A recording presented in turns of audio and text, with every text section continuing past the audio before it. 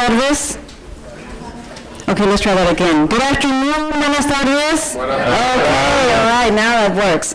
Okay, I'm Miriam Gomez, the President and CEO of the Congressional Hispanic Leadership Institute. I'm going to give people just a couple more minutes to join us. We wanted to do a mic check. I think we're okay. A couple of housekeeping items. We are taking photographs, and we are also videotaping.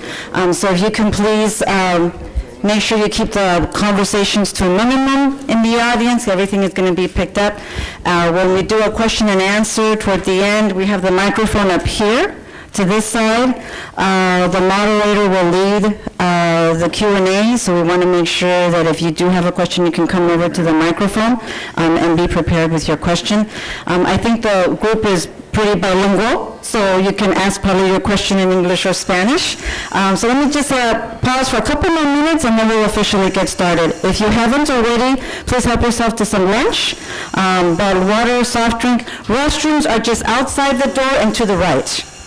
Okay, thank you. I'll be back in 2 minutes. Arm went off.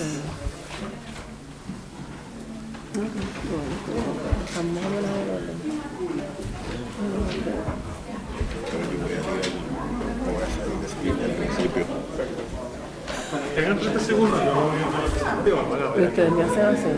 Si tú tienes ahí como 2 horas de... No, si lo veré.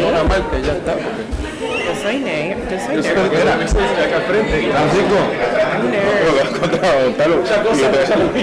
Era Francisco. Francisco. ¿Cómo estás, querido amigo? Igualmente, qué bueno verte. Creo que me acuerdo de hay que traer. De allá no te vemos. Pero nada, tú quédate ahí tranquilo. Lo dejé ya por afuera.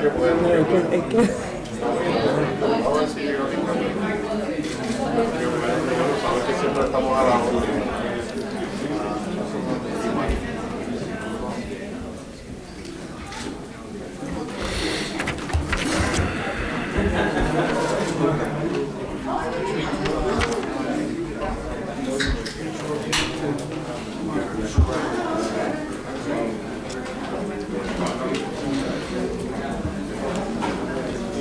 ¿Todo bien para acá? Y el brother, José Alfredo, que yo conozco. Muy bien, gracias a Dios. Se veía que no hablaba con él. Policy briefings on the Hill on a regular basis throughout the year.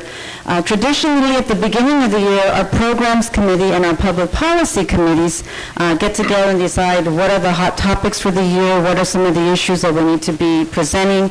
We invite experts from different fields to come and give us their point of view, their recommendations, and so forth.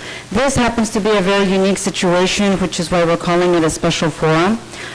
Because many of you, including our speakers here, know what the economic situation is like in Puerto Rico, what's going on, and maybe sometimes what's not exactly going on, and trying to figure out how we can help those of us who are from Puerto Rico, those of us who aren't, but care about our Puerto Rican families. So we wanted to make sure we took the time to do this forum, a very special partnership with the Puerto Rican Manufacturing Association, which is a unique business association, and the members of the panel will speak to their expertise and their involvement with the association, and as well share with you a little bit about why they're here in particular, and maybe share some of the discussions that they've already had and what their short and long-term, hopefully, goals and visions are. The forum itself is going to be moderated by Carlos Rivera-Velez. I'm just making sure this doesn't slip here. So as soon as we get through a couple of other points here, I'll pass the podium microphone on to him. He will guide the discussion with our panelists. The other thing I wanted to share with you is we may have members of Congress stopping by. If for those of you who are familiar, if they do come by, we want to make sure that we give them their due time, podium time to address the group. So in case that we signal a speaker right in the middle of a wonderful comment for sure, just in case, I want to let all of you know. We also want the speakers to be able to speak into the microphones, as well as the Q&A with the microphone there, because it is being videotaped. My understanding is that the association would like to use the video later as well. So if you can please be considerate in your questions as well. The hashtags, if you want to engage in social media with this conversation, the handout includes the Twitter handles of most of our speakers and or their affiliation. The hashtags are hashtag Save Puerto Rico, and then the other one is obviously from our organization, CHLI. A special thanks to the Honorable Joe Weller today for helping us with this forum, Roberto Cervantes, Pearl Smith, and Ethan Starkey. And then just checking to see, thank you. So now please join me in welcoming to the podium our moderator for the discussion today, Mr. Carlos Rivera-Velez.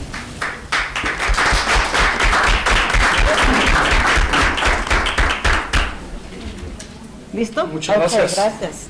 Okay, guys, by the way, I speak loud, so I will get far away from the micro. Should we do this in Spanish? Huh? Show of hands? Not everybody. I know that. So anyway, it's a privilege to be here, and it's more a privilege to have you, as part of the audience discussing an issue which is so important to Puerto Rico and to the United States. And even when Marianne presented me as the PRMA, in reality we are one united body, an integrated body, called the Coalition of the Private Sector. Okay? And with me, we have Dr. Jose Vasquez-Barquet. He's the president of the Chamber of Commerce of Puerto Rico.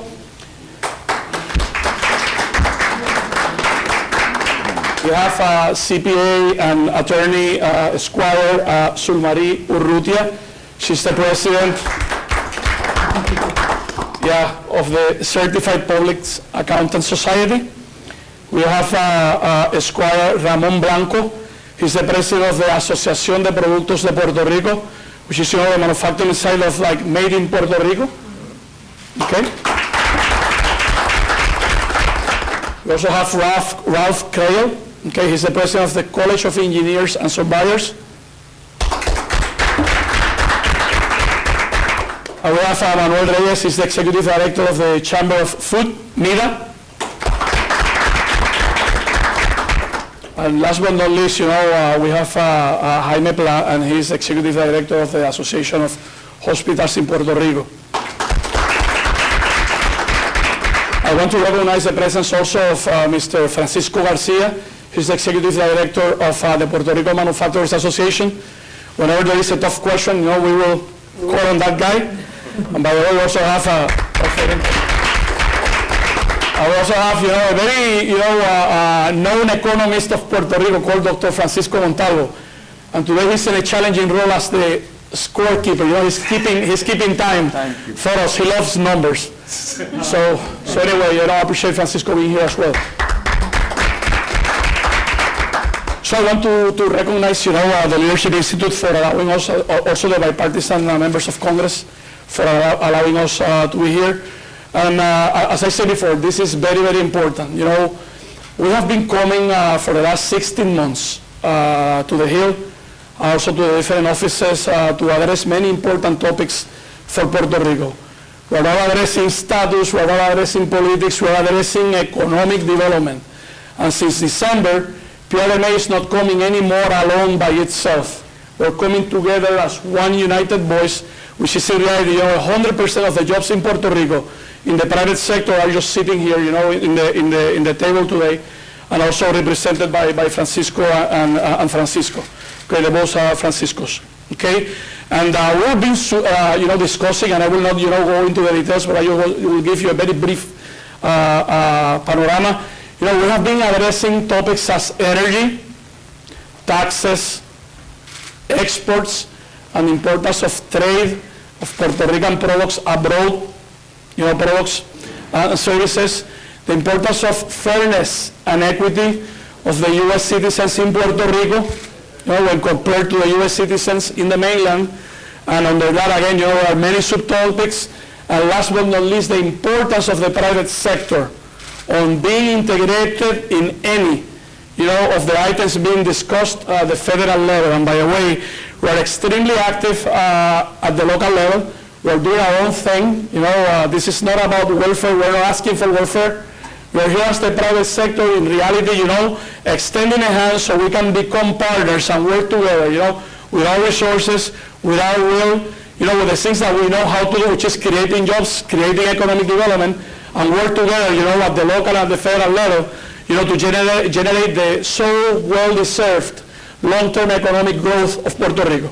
Okay? So that's our purpose. We came in December. We are here today again all the way until tomorrow night, and we're coming again the 1st and the 2nd of March. So again, we're becoming, we're doing what we're supposed to be doing. We're very committed on doing this, and that's why, for us, it's an honor on being here today. So anyway, I still have some time. Anyway, so without any hesitation, let's go directly, to the agenda topics, and let's make this fun. The point is that, when it's 5 minutes, we will cut it out. So we have at least half an hour to do some questions and answers. So, the panel will pardon me, if we just cut you up, okay? So let's start, with We've been advised about it. okay, yeah, they have been advised. So let's start, with Ramon. Ramon is going to talk to us about the role of trade and exports in support of a growth economy, a growth strategy for Puerto Rico, and the role of Puerto Rico in expanding the U.S. trade within the hemisphere. So Ramon, if you're so kind. Sure. We're not supposed to be jumping shares here, but I don't see half of the audience, so just want to have, eye contact with everyone. Buenos días, gracias por estar aquí. Thank you, everyone. Here I can pronounce my name the right way, Ramon, instead of Raymond. So it's a pleasure for us to be here. Really, Puerto Rico has been in the radar, the federal discussion, probably for the last year, maybe a little bit under a year. But I wanted, before getting into exports, maybe frame a little bit the discussion from the private sector point of view. I think it's important. But most of the news that what you read about Puerto Rico, Bloomberg and New York Times, and everything is focused on the debt and the debt crisis, and how are we going to handle the debt crisis. But I wanted to give you our perception from the people that are operating on the ground and are paying the taxes, and will be those ultimately responsible for whatever is decided with the debt or anything else that's decided at the federal level. So just to give you some context, Puerto Rico has been in a recession or depression since 2005. For a lot of people at the federal level, that is the Puerto Rico crisis might be news, but for us, it's really, for some of us, or maybe a younger generation, those are the only news.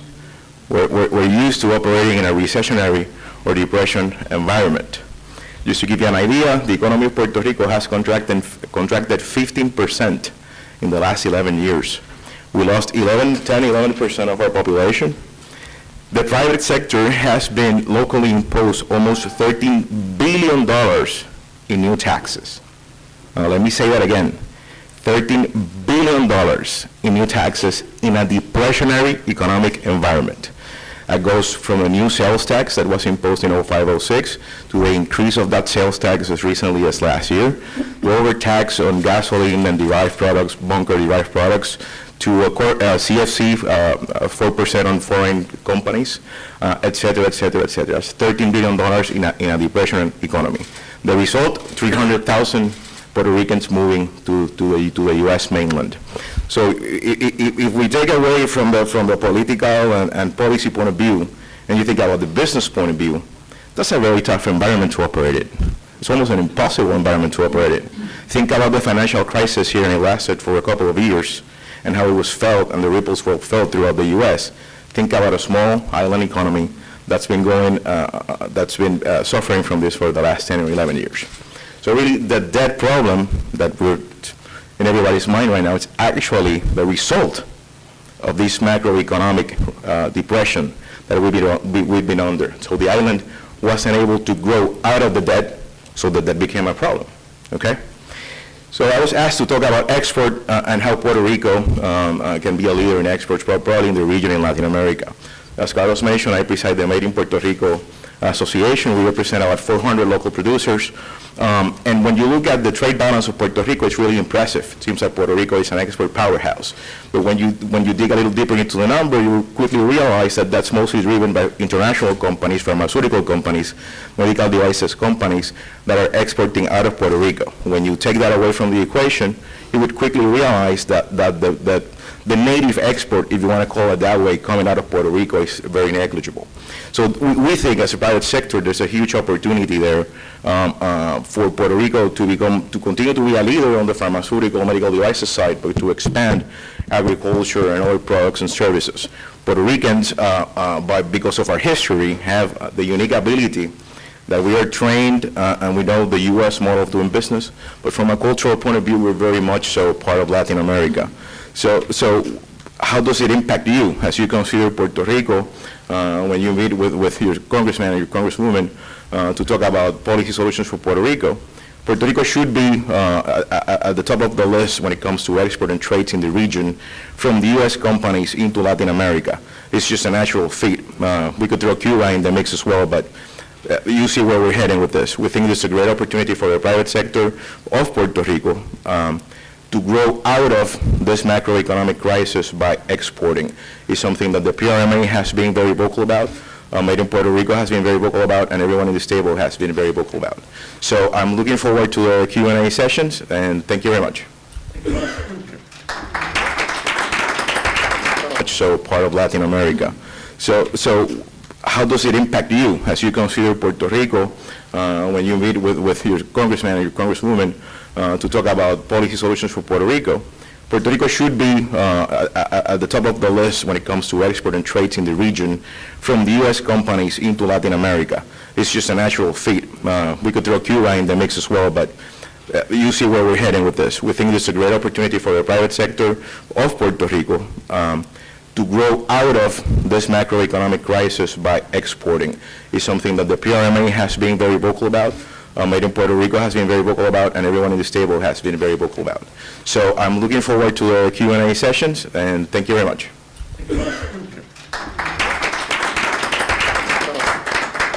Thank you so much, Ramon. By the way, if you don't know this, some interesting stats. 50% of the Puerto Rican GDP is because of manufacturing. That's like $51 billion. 65 to 70% when you take the whole ecosystem of the GDP has to do with manufacturing. 50% of the Jacksonville business has to do with Puerto Rico.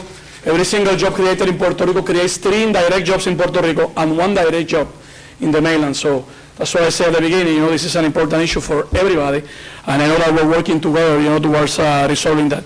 So we will have now Zulmarie, from the College of Society of CPAs. She's going to talk to us about the importance of international tax reform as an enabler or disabler of economic development. Tough topic. Go ahead, Zulmarie. Thank you. Buenos días a todos. First of all, I want to make clear that I'm not a tax expert, but I'm going to try to provide a historical background on how tax policy has improved Puerto Rico economic development. I'm going to refer to my notes so I can take full advantage of time. As you may know, international tax reform is a make or break for Puerto Rico, and it is very important that anything being considered as part of the international tax reform does not harm what is left of Puerto Rico's competitive position.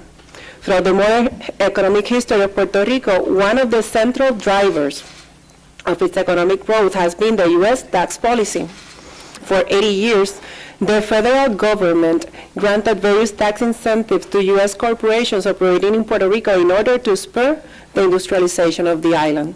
In 1921, the U.S. first recognized the need for a tax policy that acknowledged the unique relationship between Puerto Rico and the U.S. economies by providing U.S. tax exemption to Puerto Rico source income. In 1976, Section 936 of the U.S. Tax Code granted U.S. corporation tax exemption from income originating from U.S. territories, recognizing that the U.S. had to take an active role in the economic development of Puerto Rico. As you may also know, under tax code, Puerto Rico has fiscal autonomy to tax individual and legal entities at the local level. Thus, in addition to Section 936, the Puerto Rican tax code also allowed, we did our part, also allowed for 100% deduction on the dividends paid or repatriated to the U.S. parent company. At the end, U.S. corporations benefited greatly from locating subsidiaries in Puerto Rico. That U.S. tax policy, combined with the local policy, enabled Puerto Rico to become the manufacturing powerhouse it is today.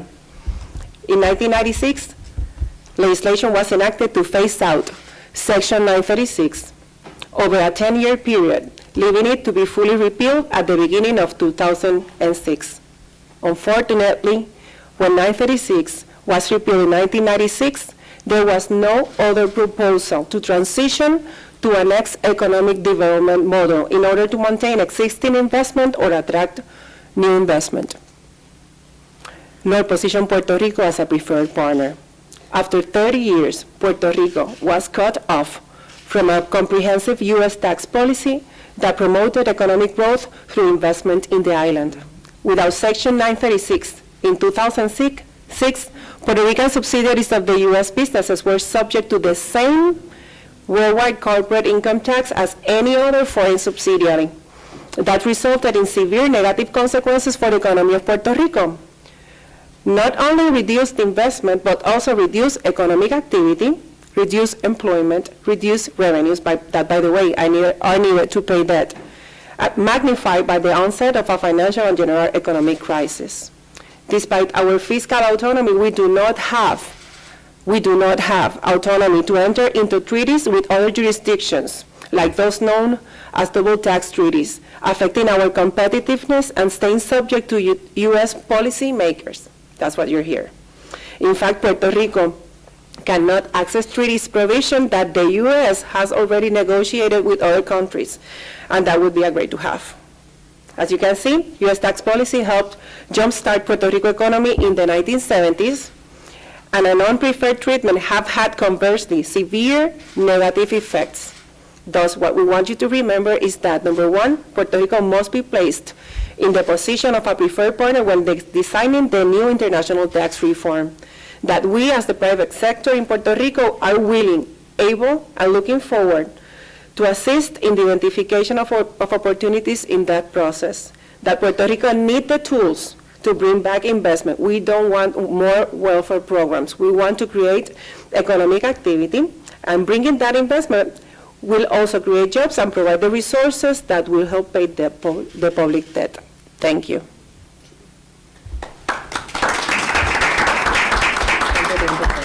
As you can notice, I don't have a lot to add. She said it all. I believe the main point is that, tax policy has been an enabler.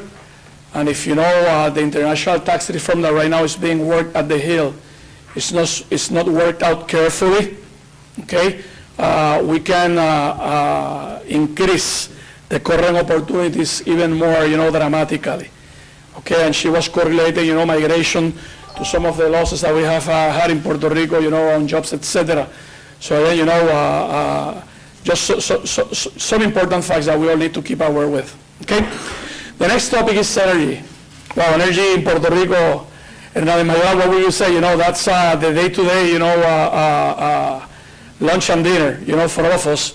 Why? Because it's such an important enabler of medium and long-term growth. And as you know, Puerto Rico pays 2 and 3 times more. Our energy rates are 3 or 2 times more, than in U.S. jurisdictions and, in other geographies like Ireland, Singapore, Costa Rica, and the Dominican Republic, which are the countries in which in reality we compete as a powerhouse. So, Ralph is going to be talking to us about, how lower energy rates, are important towards a modern, renewable, and competitive free market in Puerto Rico. Ralph, if you're so kind. Good afternoon, everybody. First of all, I'm going to be a little more informal. Who has been in Puerto Rico? That's my first question. Okay, I was glad to see those hands.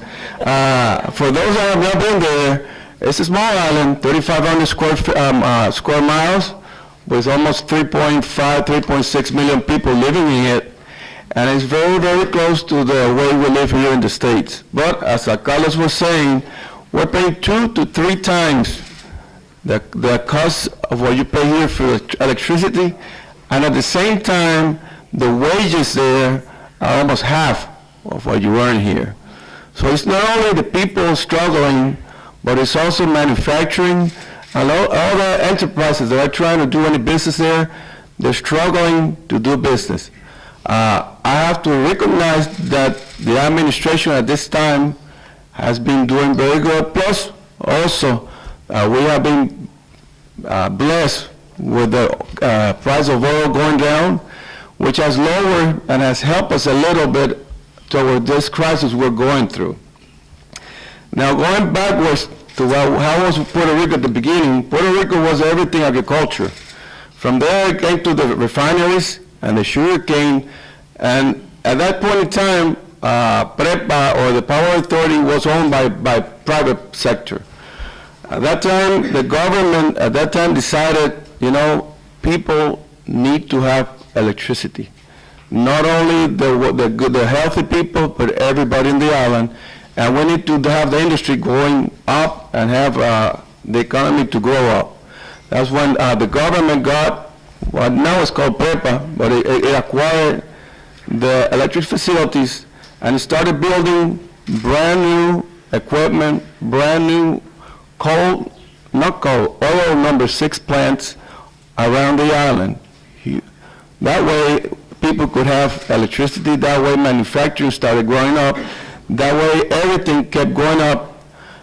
Refineries started going outside, everything about 1936. Pharmaceuticals and manufacturing kept growing up, and all the power demand kept going up until the 1990s, where there was a point that the government did not have any more money to make more power plants, and that's when the government at that time, they came with the APPs, that you have one LNG plant and one coal plant in Puerto Rico. Thanks to that, nowadays we still have energy, because all those plants that were built on the 60s and 50s and 70s, they're still running with very, very low efficiency. At the same time, we have now the renewable energies, but this government has been imposing so many things that we're not being allowed to have all this renewable be installed in order to be able to have modern equipment at Puerto Rico. You imagine having old oil plants, oil number 2, number 6, and we're still trying to be, how you call it? We want to go to the new modern, we want to go to the new responsibility of being responsible with the environment and the communities. And the only way we can do that is starting to get new equipment, new renewables, and everything, let it go away, let it go in. On that particular aspect, this government that we have right now, they have made a pretty good positive movement of making the Puerto Rico Energy Commission, which is working out pretty good, trying to control the pricing, trying to work out how to allow everything to move forward.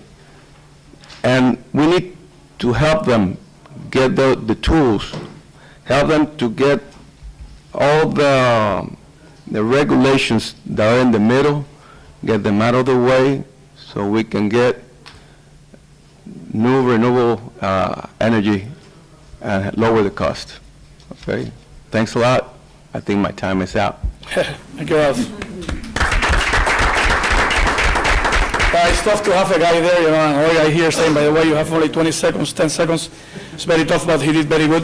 On energy, the key thing on energy is the following, There's a new law in Puerto Rico that is an enabler towards a modern energy system. There's an energy commission that needs to be empowered and resources very well. There is an integrated resources plan that needs to be, a robust plan, and we need to work together, all the sectors, to ensure that that's the enabler for the future, And last but not least, that it's no longer a monopoly, because it is a monopoly. Okay, we need to open it to the free market. So anyway, Next topic is a very, very important topic as well, and Puerto Rico mainly being an island, and it's, maritime transportation. So we will have Mr. Manuel Reyes, talk about the following topic: a more competitive maritime transportation environment, needs and solutions. Manuel, if you're so kind. Thank you, Carlos. Buen provecho a todos. Before I begin, I just want to highlight something that Ramon said at the beginning in terms of the debt. And I think it's very important for us to keep highlighting this in Congress. Debt is not the cause of the economic problem of Puerto Rico. It's the effect. I mean, the economy has been down for over 10 years, and that's when debt began ballooning to the point that we are at right now. So any solution to the Puerto Rico problem long-term will have to give us a tool to develop or to reverse that situation in terms of economic development. That's not to say that the debt doesn't need to be restructured and we need to deal with that as a priority. It's just that it's important for everybody to understand that we need tools for economic development as well. In terms of transportation, Puerto Rico is in a crisis, and there are two main issues that I think, or concepts that I think are understandable to everybody. Is that any economy, any country, in order to have a viable economy and a viable trade, needs transportation. In our case, being an island, maritime transportation is king. And as with any market, you need competition in order to have efficient services. And Puerto Rico does not have competition in the case of maritime transport. And why don't we have competition? Well, basically, we've had the Jones Act, which many of you probably know, since the 1920s, which requires that all trade done between two ports of the U.S. Need to be done with U.S.-owned ships, U.S.-built ships, and U.S. Mariners tripulating or working the ships. The crew, I'm sorry. That it does not affect most of the international trade of the U.S., and that's why most of the states don't even bother about this issue. I mean, it doesn't really affect most of the 48 contiguous states. The effect of the Jones Act, it's felt disproportionately on Puerto Rico and the other jurisdictions where this applies. And this is very important also to understand. All territories are exempt from the Jones Act, either totally or partially. Somebody just said no, you really can argue, but all are exempt or totally or partially. And then you have two jurisdictions, which is Hawaii and Alaska, which have totally different circumstances as Puerto Rico does. But in any case, the problem is with the Jones Act is that the carriers themselves don't want to be under the U.S. flag because it's too expensive. The Maritime Administration did a study in 2011 where the carriers themselves said they prefer to register on international registries. Actually, the U.S. is the founder of most of the international registries in the world. And the companies that serve Puerto Rico also operate in the rest of the region with international flagships. Only the companies who are forced, or only on the markets who are forced, are under this law or the U.S. flags right now. But you would ask, why now? Since this is a law that's been here for 100 years. Well, things have gotten a lot worse in the past 15 years. Because while we had the Jones Act for 100 years, until 95, tariffs were regulated, and companies needed to present their tariffs. They need to do public hearings, and there was oversight on that. In 1995, during the deregulation process of the transportation market in the U.S., that was taken off, and under the belief that competition is a better regulator than government, which we in principle agree. But that's counting on competition. Which is not the case, in our case at least. And after that regulation was taken out, private contracts were allowed, which means that after that we don't really know what the tariffs are because they're private contracts, and 85% of the trade is done on the private contracts. So it's very difficult to see, and there's lack of transparency in that. And what that in turn provoked was that we've had legally mandated cartel, which was convicted for price fixing as near as 2010, and the last plea agreement was signed in 2012. I mean, they admitted forcing or abusing Puerto Rico, and this is precisely while we are in a crisis. And that, in turn, has gotten worse, because last year, one of the companies which had 30% of market trade from the U.S. closed down. So now we have two companies with over 80% of the market which have been convicted, and no oversight available to at least protect the U.S. shippers and the U.S. consumers. It's... I'm pretty sure that there will be more questions, and he can elaborate a little bit further, but again, this is all about tools for economic development. Remember, the puzzle has many, many pieces. This is another one important piece of that puzzle. So let's talk a little bit more now about the importance of Medicare and Medicaid parity. Jaime will be, addressing that topic, and this goes to what I was pointing out at the beginning of this discussion regarding, our advocacy here, to ensure that U.S. citizens in Puerto Rico, are fairly treated in Puerto Rico as in the mainland. Jaime, if you're so kind. Muy buenas tardes a todos. Good afternoon. I want to thank Mary Ann Gomez for having us here, and CHLI. I think this is a very unique opportunity for us to have all of you together here, and we can share some of our concerns. I tend to think that I represent the healthcare industry in Puerto Rico, and obviously mainly the hospitals. We have 71 hospitals in Puerto Rico composed of for-profit, non-profit, and government hospitals.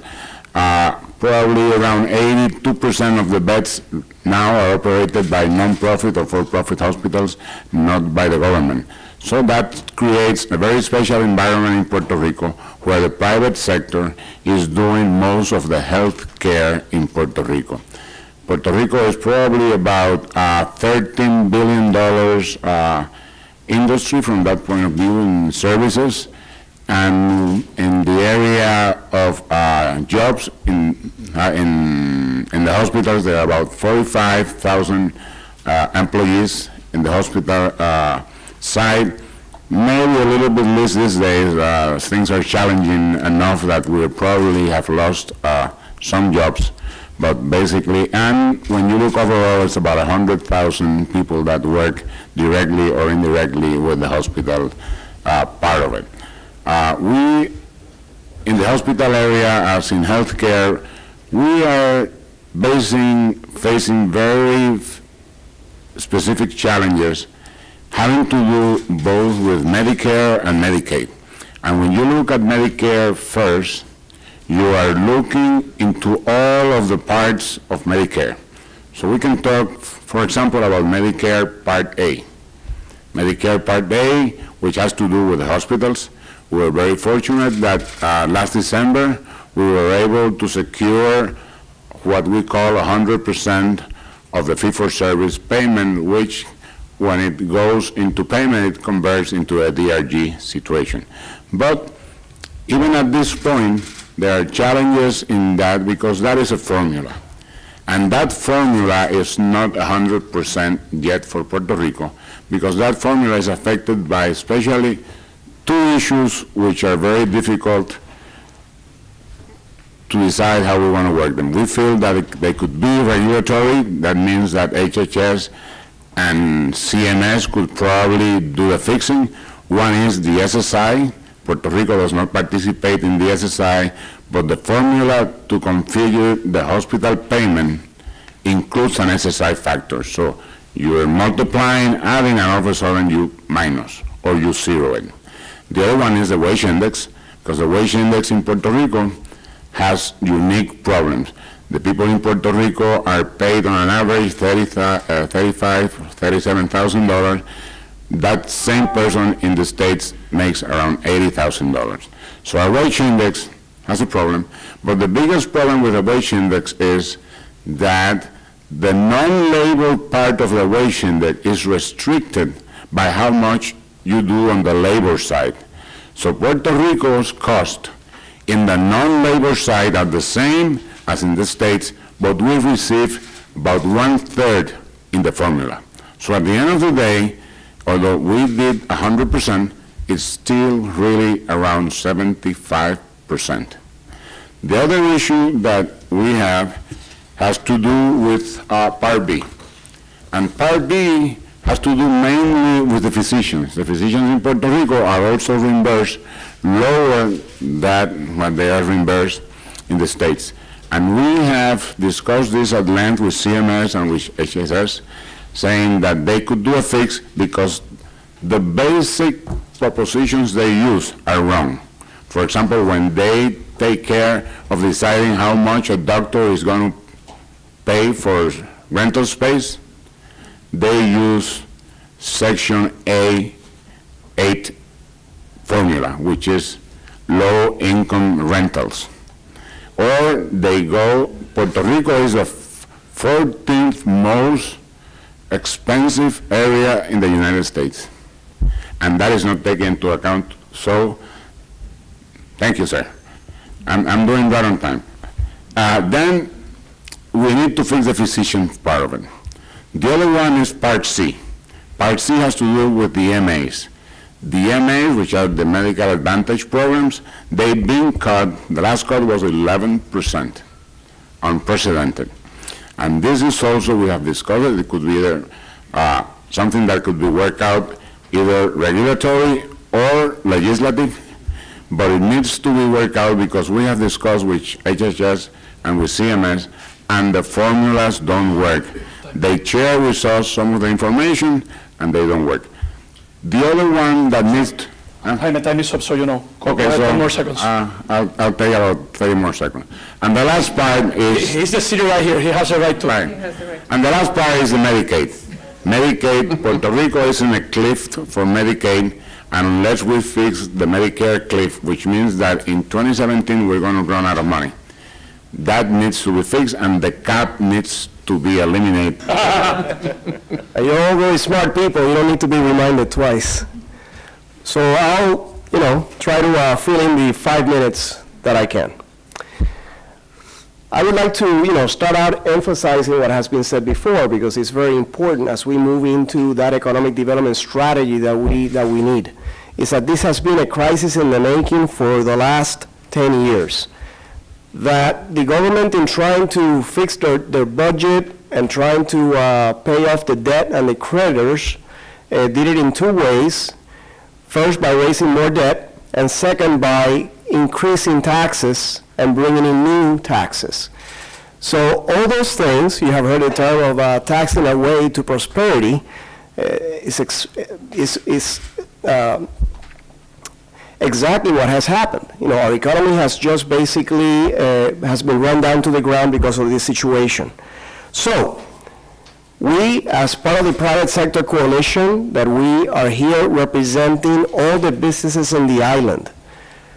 We are not here as individual organizations, meaning individual companies, but rather we have thousands of corporate members in our membership.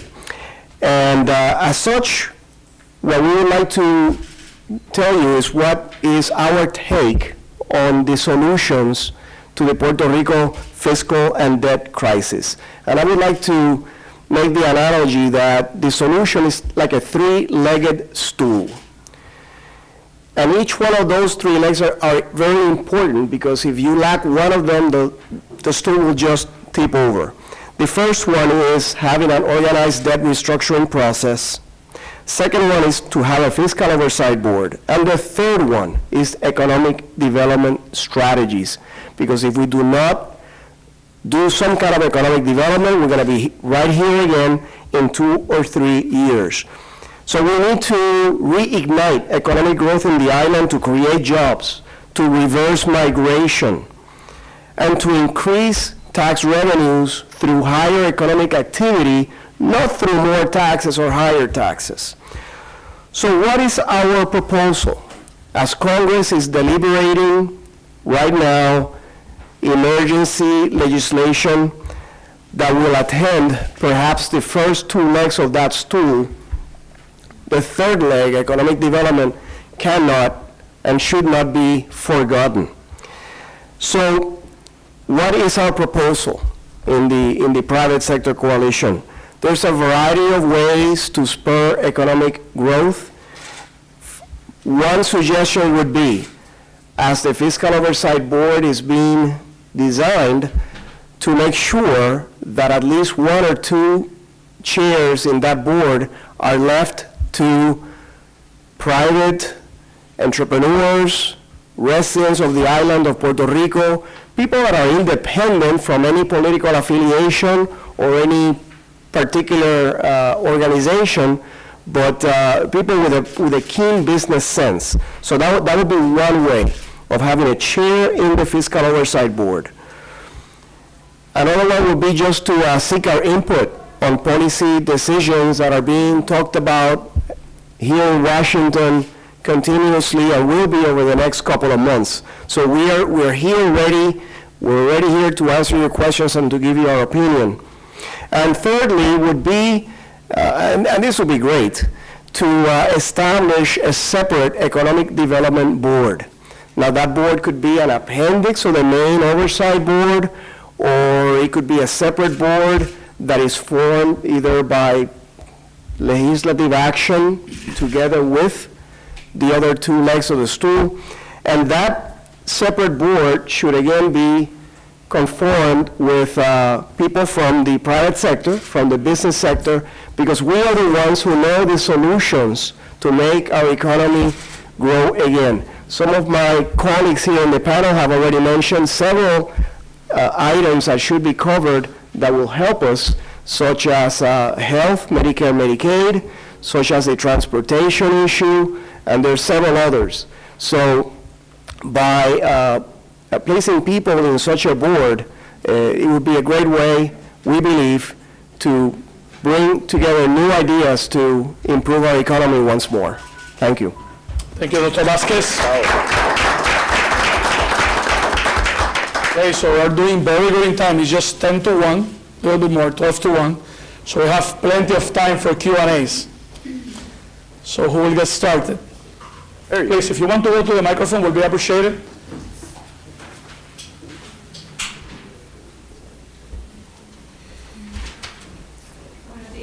I'm so glad you guys are here because we really need this information. My name is Gretchen Sierra Zorita, and I live here in Washington. And I want to ask you about your opinion on an issue that's being thrown around a lot here in Washington. A lot of people in Washington are pushing the idea of lowering the minimum wage for Puerto Rico.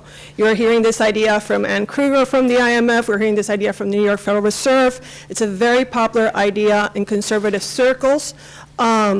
There's another camp, and I'm with that camp personally, that thinks that if you lower the minimum wage, you're not creating incentives to work. You're rather getting incentives to stop working and may avail yourself of the social safety net, Right. which, for people who don't know, is a lot smaller in Puerto Rico. It's not as generous as the one in the United States. So, so the question is, what do you think we should do with this issue of the minimum wage? Is it true? And again, people don't know here, Puerto Rico has a 40% labor participation rate, which is, it's 62% in the United States, so it's a huge difference. Is it true that we would help increase the labor participation rate, or would it have a no effect because either they would go on welfare or simply move to the States, which they can easily do on a plane? It'd be really useful to have your opinion, and thank you so much for being here. Yeah, well, let's do the following. Let me have Ramon answer that, and then Jose, you both guys compliment to each other. Ramon? That's a great question, and we've been following that discussion. Just to get to answer your question head on, the private sector is not in favor of reducing the minimum wage as it applies to Puerto Rico right now.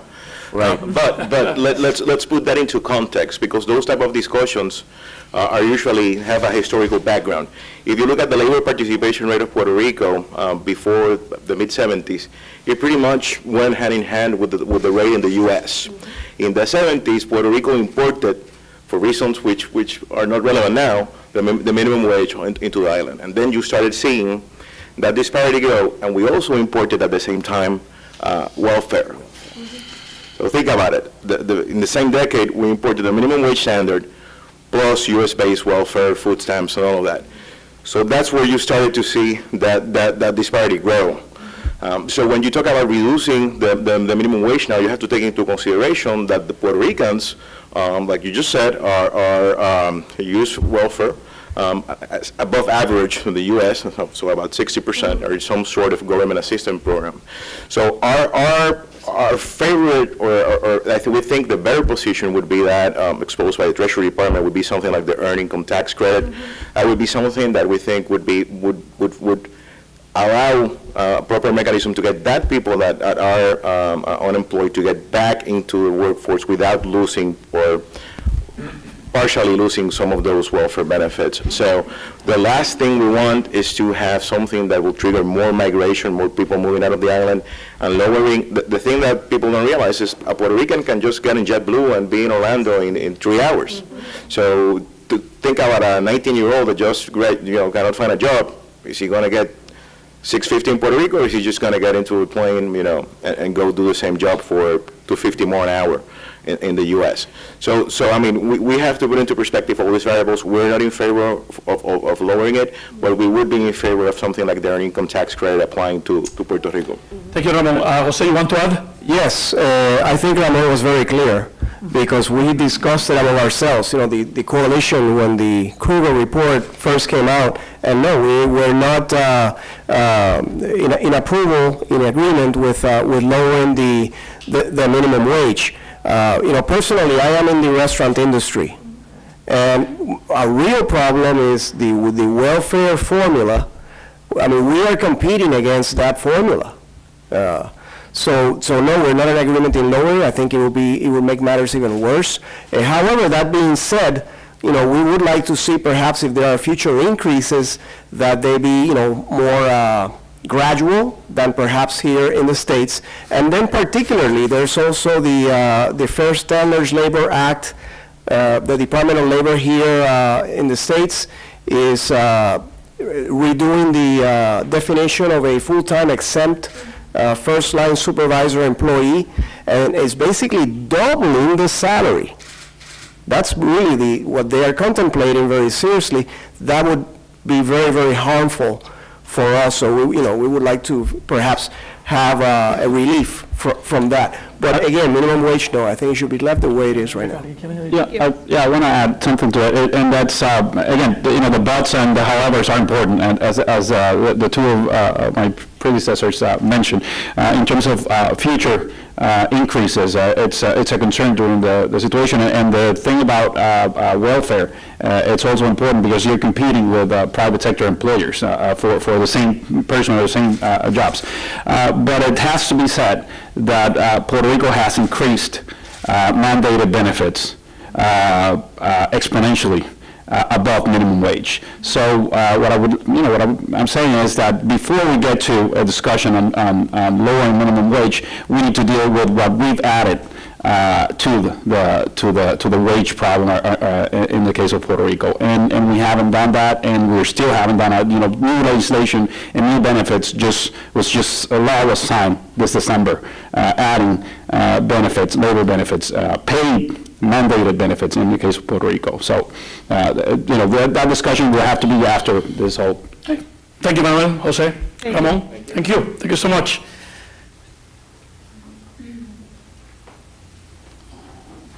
Good afternoon, Kenneth Romero from the National Hispanic Caucus of State Legislators. Thank you very much for your presentation. I think a lot has been said as to the situation in Puerto Rico and what we're facing right now in terms of the crisis. A lot has been said about the history of how we got into this mess. A lot has been said of how the government at the state level and the federal level have contributed to exacerbate the situation.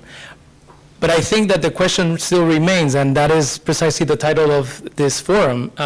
Can the private sector save Puerto Rico?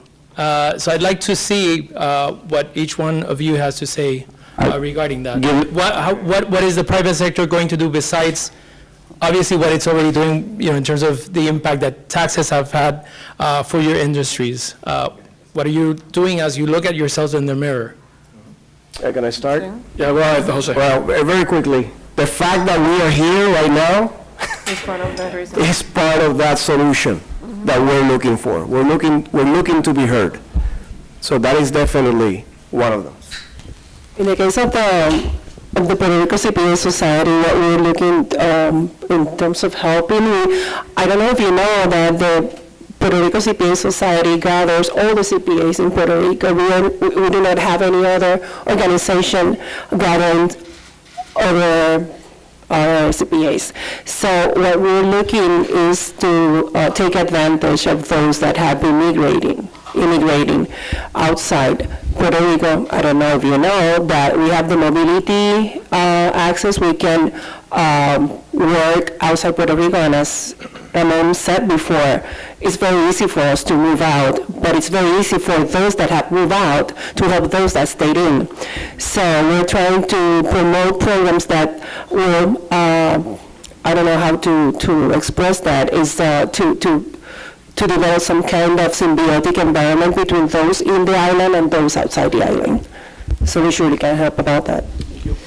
Is it Kenneth, right? That's your name? Well, I think, Kenneth, and I say this with all, I've worked in London, in Louisiana, in Georgia, I lived in the States. I think Puerto Rican business people deserve to be inducted into the Global Business Hall of Fame. Yeah. The reason why I say that, and I'm being very honest, is because of the stats that I mentioned in my presentation. It's a really tough business environment. During that 10, 11-year recessionary period, we've actually increased private sector employment in the island, in a period where you would be thinking that we would be shrinking employment. So what would he have done as a private sector? You're seeing more Puerto Rican, more local firms starting to think about exports, not only products, but services. You're seeing Puerto Rican firms, contractors, engineers, software developer, architects, insurance firms like my company, to export into the U.S. and Latin America. So it's not like the private sector is just waiting for we were saying a country from manna to come down from the skies. But the reality is that in that type of environment, at some point it becomes unsustainable. At some point, you look at the jurisdiction as a business person and you say, well, do I move? Do I close shop? Do I let go my 70 employees? Do I invest somewhere else, right? So you have to be concerned from a macro point of view. I think the private sector is the solution for Puerto Rico. We demonstrated during the last 10 years as the government has reduced their headcount, the private sector has been able to absorb it, even with unfair labor rules, with high energy costs, with high maritime costs. So if we ever do create the Global Business Leaders Hall of Fame, I would expect the Puerto Rican delegation to be first in line. Thank you, Ramon. I think also in our industry, you're seeing a lot of import substitution or becoming aware that it's important. You're seeing food distributors trying to help local producers and farmers to distribute and better present their products at the supermarket level.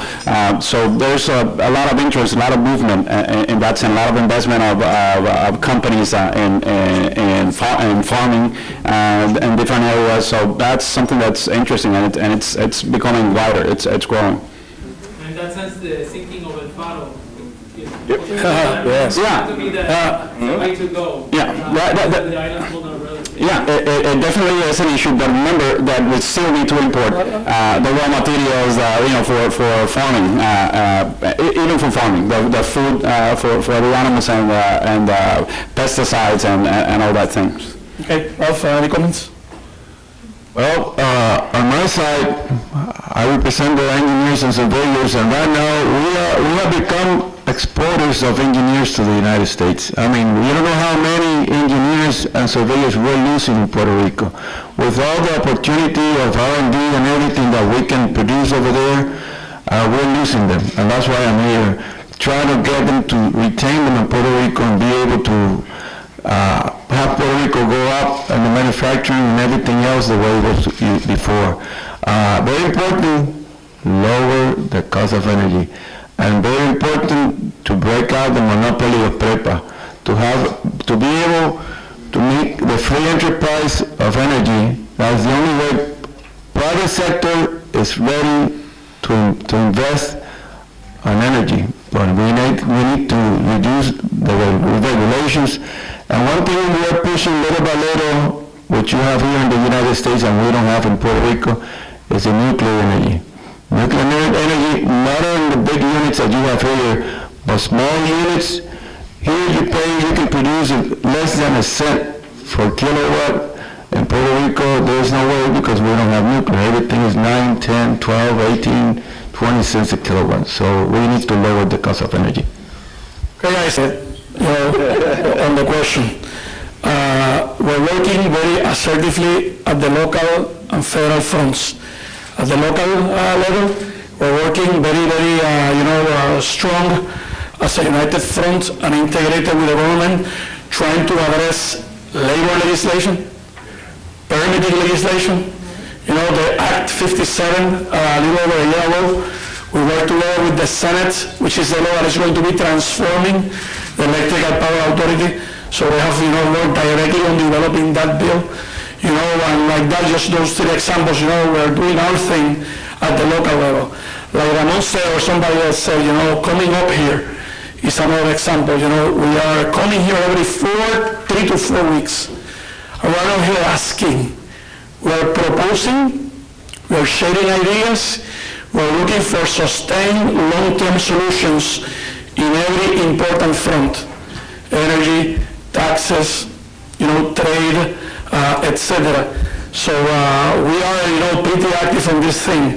The other thing that we're doing, and again, we can be talking about this question because it's a very good question for 2 or 3 hours, that we're doing, we're starting to practice, commercial diplomacy, which means that we as leaders of the private sector are knocking the doors, as an example, of our Dominican Republic, Costa Rica counterparts, and we're working together to develop agreements to generate jobs, both in Puerto Rico and the other party, with the facilitation of the government. Because again, it's easy to blame the government, and not do anything, from the private sector perspective.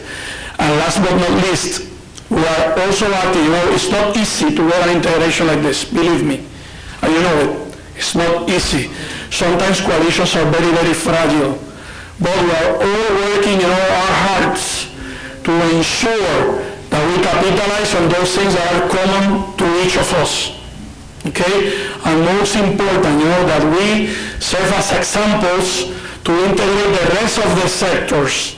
This is not about all the private sector. We don't have all the solutions, we don't know everything, we're not geniuses, but the reality is that we need to be the example, and we need to be the ones, stepping forward to integrate, the syndicates, the workers, the universities, and everybody all together. That's the way that we're going to get out, of this opportunity. Last but not least, we always talk about the negative stuff going on in Puerto Rico. And I assure you that the positives are by far more than the negative. The only thing is that we like selling the negative stuff. Every country has a fiscal opportunity, and by the way, the U.S. has it as well. And the projection are that in 10 years, it's going to be a tough, fix a situation if it's not addressed proactively. Puerto Rico, with the Cold War, in the 50s and 60s, a lot was invested in Puerto Rico. Puerto Rico was transformed towards, being a manufacturing, economy, and still there are issues today. A manufacturing powerhouse in biotechnology, pharmaceuticals, and medical devices. We are still, a manufacturing powerhouse. So the point is, these are cycles in the economies around the world. Now it's our turn. It's a matter of addressing it in a very responsible way, in order to be preventive, for the future, and ensure that whatever we do is, sustain and not, our individual interests to ensure, that the benefit of Puerto Rico is first and foremost. And that's exactly what we're aiming at, Kenneth. So, Carlos, the moderator, breaking the rules. Okay, but just want to add that. More questions? Please. Buenas tardes. Buenas tardes. Thank you, Marianne, for inviting me. My name is Frederick Beffley. I am Deputy Assistant Secretary at the Department of Agriculture. And so I didn't really hear a lot of, I've heard Mrs. speak about the agricultural sector, and I've heard a lot about exports. So as you know, there is a very important legislative proposal for to resolve a lot of the issues that have been brought up, including that restructuring, et cetera. And I know that and you may or may not know that the President of the Obama administration is making its effort to have our agencies promote the programs that are existing within our agencies. In particular, in March, I am going to be going to Puerto Rico, and we're going to be promoting 6 workshops. USDA, you may know, we through our NAP program, we provide food assistance to a large percentage of the island. We provide housing assistance to much of the island. And the one thing that Secretary Comas from the Department of Agriculture of Puerto Rico has been trying to do is address food security. So some of the issues have to do with the fact that 85% of the food is imported from outside of the island. A lot of it coming from the mainland, but also other parts. So I guess my question, Dr. Vasquez and Ramon and others, is in the agricultural sector, one of our workshops is going to be on economic development. 85% of the island qualifies for programs, be it loans, et cetera, outside of the urban areas. So we're going to have a workshop on that. We're going to have a workshop on local and regional foods so that there can be more production, beginning farmers, but also our foreign agricultural services is going to have a workshop on exports, agricultural exports. So where do you see the growth potential on, you spoke about native exports, but also is there a potential for agricultural exports, and how can we help that sector? I represent basically the Puerto Rico grocers and importers, and we do have some agriculturers or farmers as members. And as I was saying, part of farmer problem in Puerto Rico, the reason why it hasn't been bigger, is that we have small farms that don't necessarily have the expertise or the resources to distribute or to market their products. And that's where, and then we have a very sophisticated import distribution system, and you have a very sophisticated importers or distributors. And what's happening, we're trying to promote, is that those two sectors get integrated, and it's happening. Now you get those sophisticated distributors interested in buying to the local farmers, and they themselves do the distribution and marketing of the products. And I think that if we can increase that, it will be a good opportunity. Plus, those distributors are also well funded, and they could start providing for exports at some point. So there is some exports going on. We have concrete examples of tomatoes come to the Northeast during a part of the season.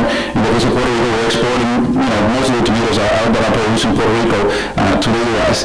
There's also an example of se me olvidó, lo que hacen allá en el sureste,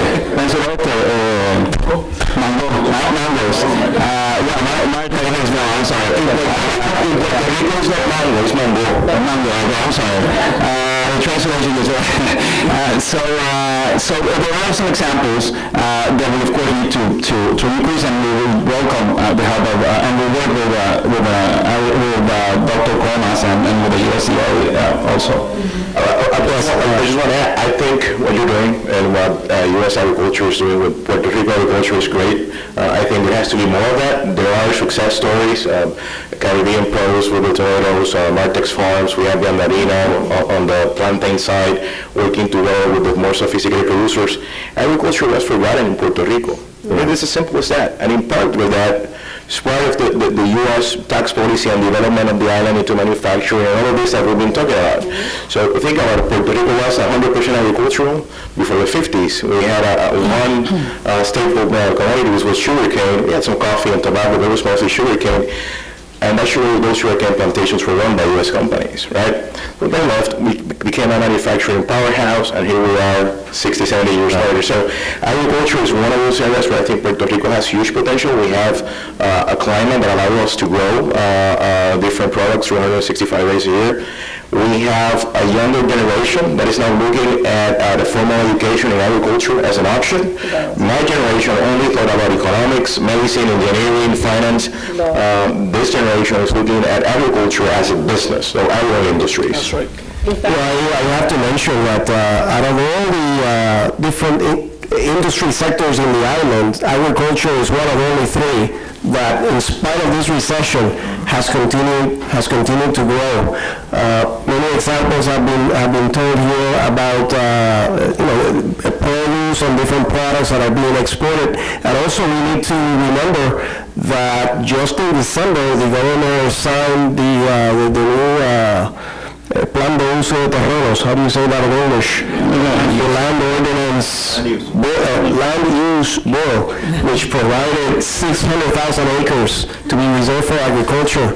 The construction sector doesn't like that very much, but at least for the benefit of that agricultural sector, it will be very helpful. I'm sorry, Carlos. I'm sorry. I just want to share a quick note. I was looking for the facts, but the campus of Manuel, the University of Puerto Rico, have registered a very high increase in the application for the agricultural program. So I think there is light at the end of the tunnel. I think we're doing a great job, and this generation is doing great on that.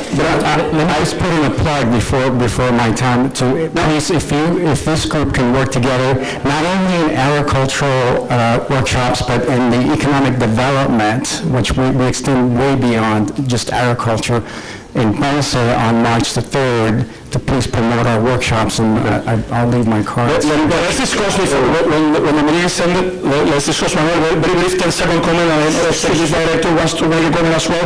Then I'll go and then Francisco. Sir, I just want to tie this up to the transportation issue. For example, we'll give you an example of tomatoes being exported to particularly the northeast of the U.S. Right now, we don't have any ships going to the northeast. We only have barges. Once Horizon closed. So, this is limited, aside from the cost issue, it is limited access, and you cannot export produce. I know you can, but it's not the ideal in barges because it takes too long to get to the northeast. Okay, Francisco, go ahead. Yeah, I just want to make some comments on, that you might not be aware of. As Puerto Rico's normal job opportunities, employment has shrunken, we've had an explosion of entrepreneurial development for our young people, and they're very interested. Agriculture is one of those outlets where they can see import substitution.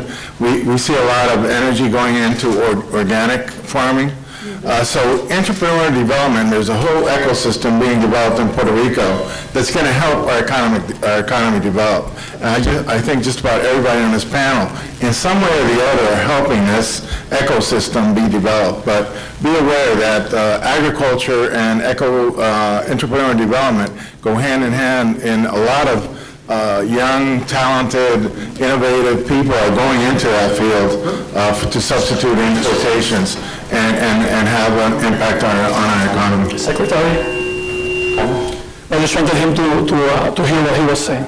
It was for his question. Anyway, we'll talk to him after the meeting is over. So we'll take two more questions. We need to call in 5 minutes, if you're so kind, please. I had two questions. One's just a quick point of clarification. For this oversight board, is this envisioned to be a federal oversight board of some sort?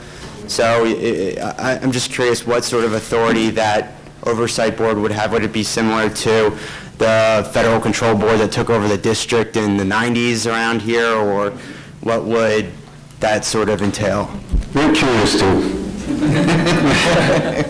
That is the question.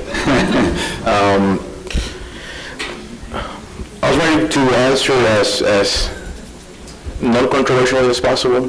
That's a topic that generates a lot of passion depending on who you ask. I think the private sector is convinced that we need some sort of oversight from some sort of structure that's outside of local politics, okay? Now, we've studied the Hatch bill from last year, we've studied the Duffy bill, and we've heard some local economists in Puerto Rico consider other local alternatives to some sort of fiscal control board, but locally. But this group of people who were convinced that we need some sort of oversight. Now, the Duffy bill, for example, takes into consideration that they have to be residents of Puerto Rico. The state legislature in Puerto Rico and the governor have to approve that. So I think that's designed to take away some of those concerns, those political concerns. Whether something like that would be passable in Puerto Rico during an election year, that's a very difficult question.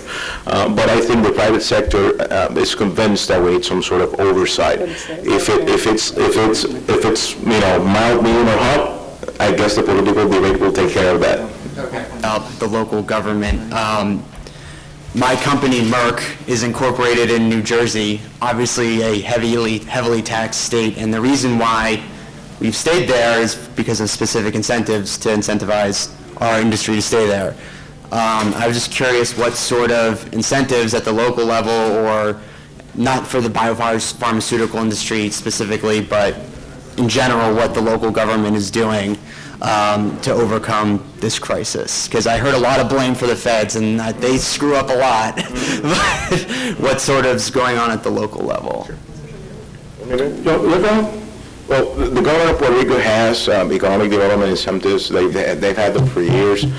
Mostly focused in manufacturing, so local exemptions from property taxes and subsidized rent for manufacturing facilities and things like that. The government of Puerto Rico, I think the prior administration passed into law, and this administration has continued to push local tax incentives for people that move into Puerto Rico, being exempt from capital gains out of foreign source capital gains.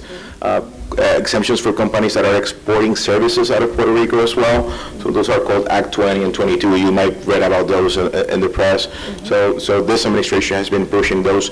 So there are economic incentives, and again, you mentioned New Jersey is a good example. At some point, those becomes, for a small economy like ours, become unsustainable. At some point, the government loses its ability to compensate for the increased cost of doing business in Puerto Rico.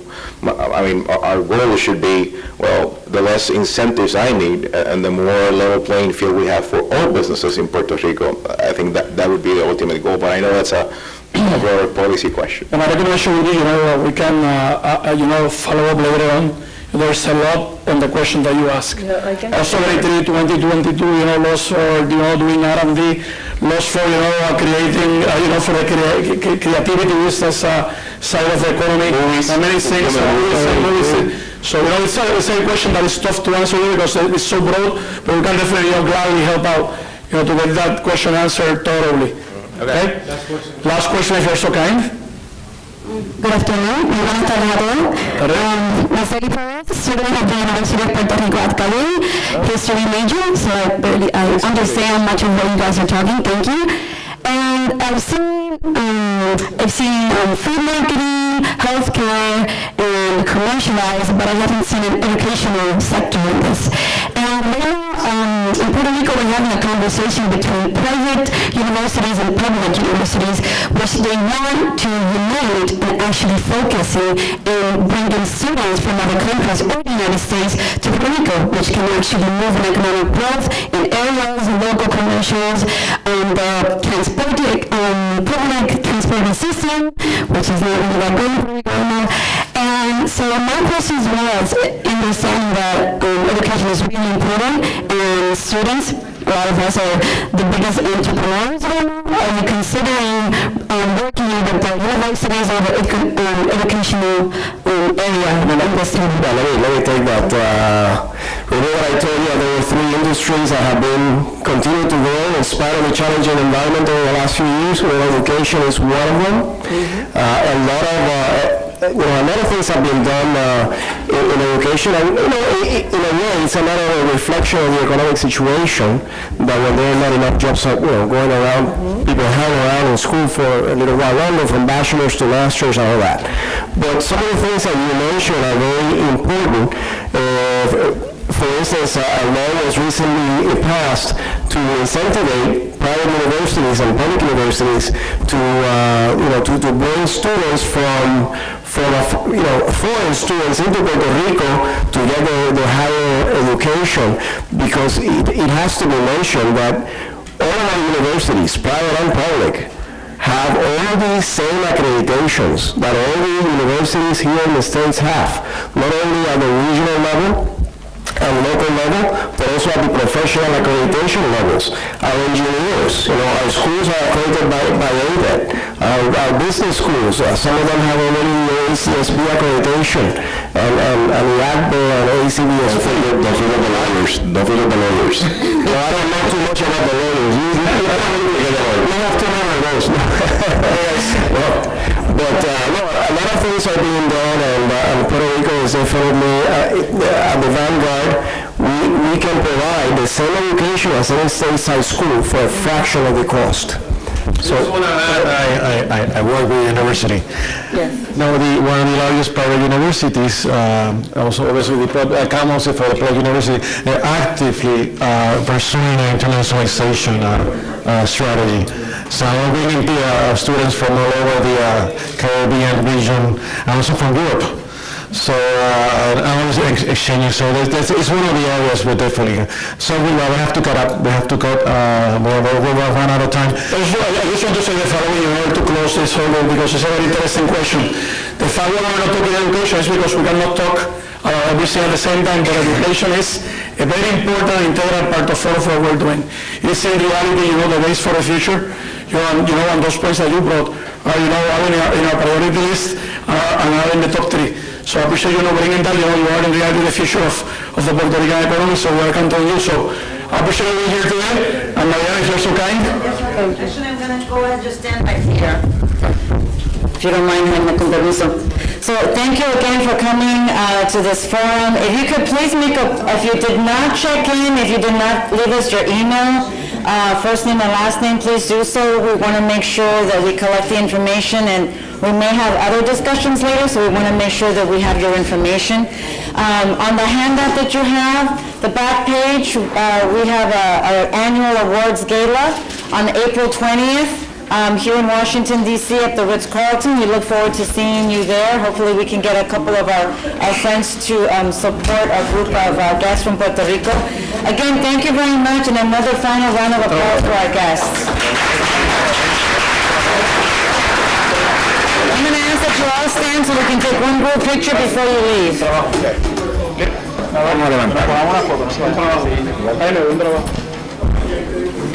Where's Max? He pensado que este es el banco de mi cartera.